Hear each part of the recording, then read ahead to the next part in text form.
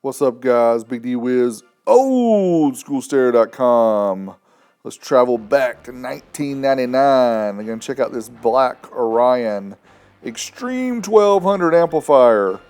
You guys may notice this looks very similar to the red 275R I tested a while back, and there's a reason for that. These both share the same heat sink, most of the same components.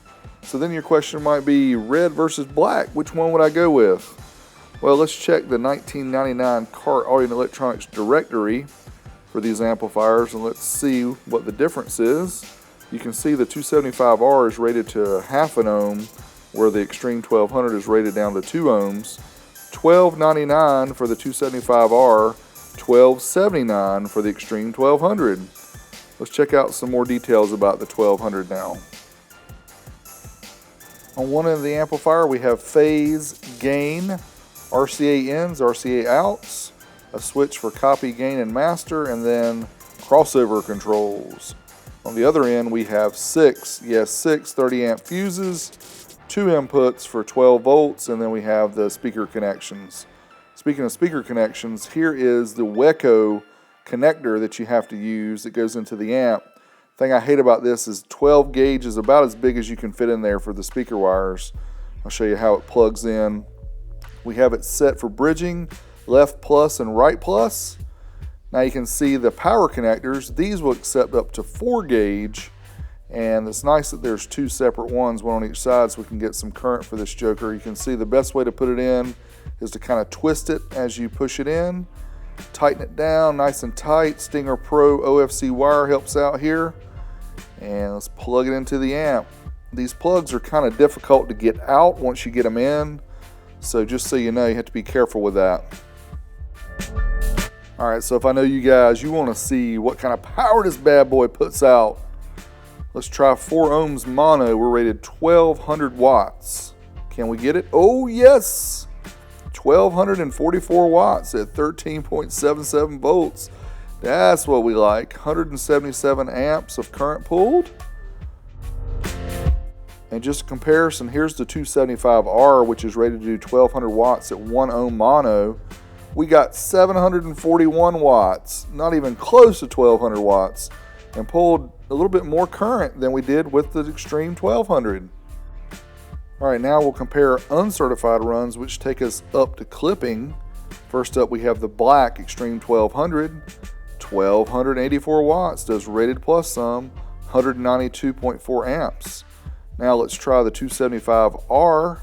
We got 916 watts, 1 ohm mono, 14.34 volts, and we pulled 185.5 amps. Again, black on top. Now something interesting happens when we try the dynamic run. You can see here 4 ohms mono with the XTREME 1200, we got 1382 watts. Very good, right at 14 volts. But on the 275R, look at this, 1340 watts. It's only like 40 watts away. So the 275R caught up pretty much at the dynamic run.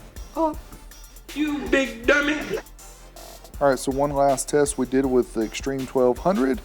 Dynamic burst, 2.67 ohms. Check it out, 1658 watts. Whoa, 1690, almost 1700 watts. Talking about. Very nice. All right, so here's the guts of the XTREME 1200. You can see we had to take several things off before we were able to get to the guts. There are some empty spaces here on the circuit board, but look along the sides. You can see the transistor clamps definitely need all the heatsink here to keep this bad boy cool. And here's the gut shot of the 275R. You can see same board, virtually same amp. The only real difference is the windings on the transformer, and the rail voltage is lower on the 275R. All right, guys, there you have the test, the Orion XTREME 1200, the black Orion. Now, you guys may have noticed by this test, I'm kind of a fan of the black Orions versus the red.